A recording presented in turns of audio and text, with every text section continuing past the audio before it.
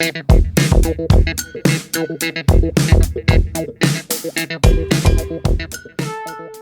guys, what is up? This is Matthew Days Me once again. I am very sorry about the darkness right now because it's very late. Oh wait, I almost forgot. That might be a distraction, but hey, it's the holiday season, even though this isn't a holiday movie, but yeah. I originally wanted to record this at the theater, but I'm at my place, and I was originally supposed to give this car back, but I can't. Because it is snowing like crazy. It's the first major snow, and usually over here, where I live, we don't really get like a major snow until like towards the end of January, beginning of February. But I kind of wish that this weather would be going on closer to Christmas time, but hey, nonetheless, I wanted to get home safely, before doing this review. Oh yeah, and just to prove my point about the snow, I had to drive in this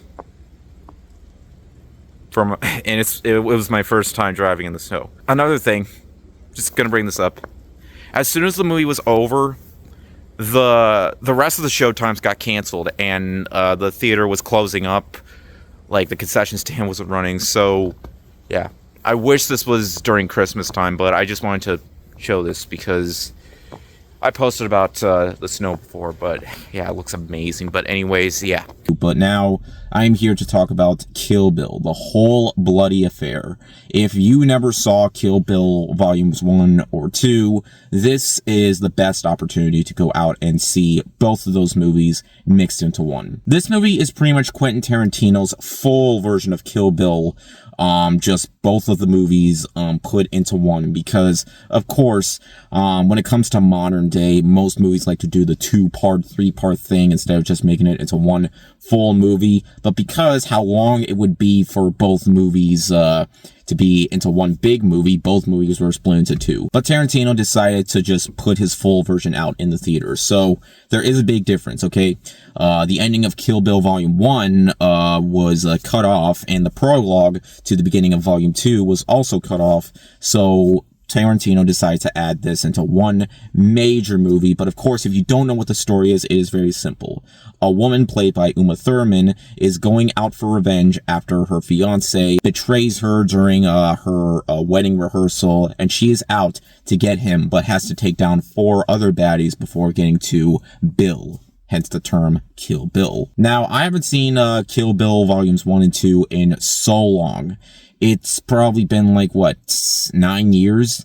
And both movies are fantastic, but I don't know why. I haven't rewatched them quite as much as many of Tarantino's other films, but after watching this, it makes me kind of regret that. But I'm so happy that Quentin Tarantino was able to, release his full version of Kill Bill in the same way that Zack Snyder was able to release his version of Justice League.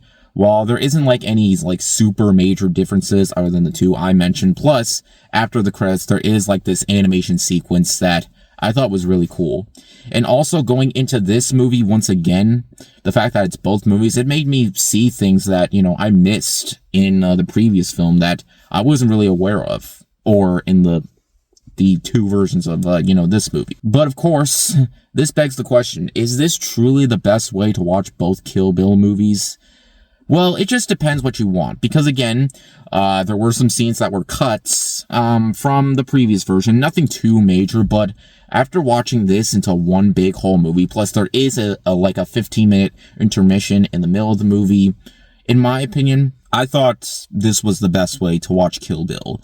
The fact that they were able to make this feel like, you don't need to divide this into 2 movies. It honestly feels like a breath of fresh air, especially with how good the first 2 volumes were. I prefer the first volume over the second one because the first one had a lot more action, but now that the movies are made into one, it makes me appreciate the second volume more, which is why I can watch both and, not think about, the fact that they were divided. And plus, there are some things to separate this apart from the previous version, and that's the fact where Uma Thurman fights all the crazy 88. I forgot what the name was, but the scene where she hacks and slashes all those bad guys getting in her way before reaching to Lucy Liu's character. That was originally seen in black and white, but this time they did not use black and white. They just did the full color thing, and it made the experience even better. The fact that it made it more fun, that you could actually see the red, making it more effective. That's why I see myself watching both movies again with this version,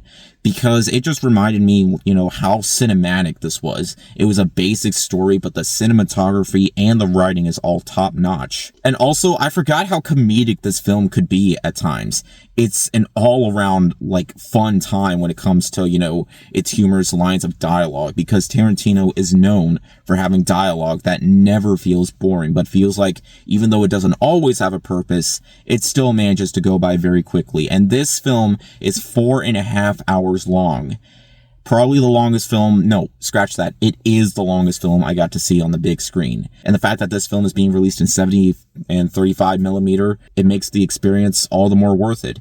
Especially with how, you know, fantastic that Tarantino manages to bring in with his cinematography and its action. And even though the second volume tones down that a little bit, the fact that, you know, it focuses on actually trying to take down Bill, but there are some moments here and there that still feel very effective when it does come to you know, bringing scenes to life and character interactions. It's just all around pure cinema at its finest. And with this version, the fact that Tarantino did manage to bring his full version into the mix while adding, you know, an animation sequence that was just absolutely stellar.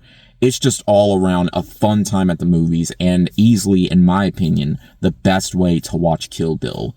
In the end, guys, this is something I needed to see. If you loved Kill Bill Volumes 1 and 2, this is by far, in my opinion, the definitive way to watch it. Some people aren't always going to agree with me on that. Like, the fact that we have Volumes 1 and 2 and this edition, it goes to show that, you know, there are different ways of watching the movie. Just, you know, see what your preference is. Like, will you prefer this version? Will you prefer the original versions? I do know one thing. I love how Tarantino finally managed to bring, you know, his full version to life on the big screen. And I'm glad that it made it to the big screen.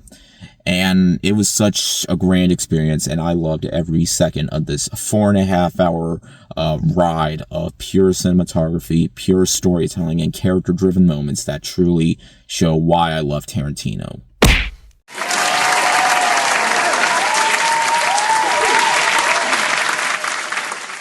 I know technically this isn't a new movie, but I don't care. It's Kill Bill, and Kill Bill is awesome. So yeah, go out and see this if you can. And again, there is a 15-minute intermission, so you won't have to worry about going to the bathroom. Besides, despite how long this is, it feels like it goes by super fast. I'm glad I got to see it.